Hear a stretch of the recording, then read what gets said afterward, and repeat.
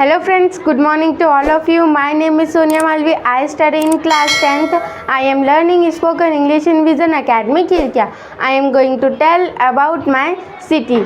Now, my city name is Khirkiya.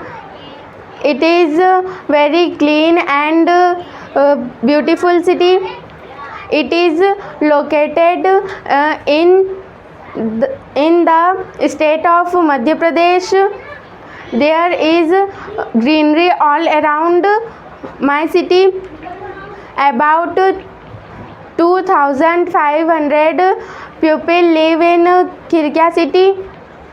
There is a bus stand in my city. There is a railway station in my city. There are 10 plus schools in my city. There is one government hospital in my city. There are many shops in my city. There are many hotels in my city. The popular hotel name is Vandana Hotel. My city is very good city. I like my city. Over and thanks.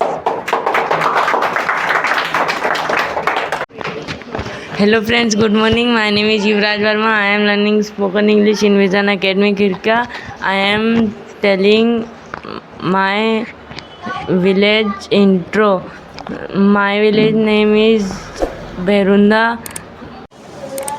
Like, comment, share, subscribe.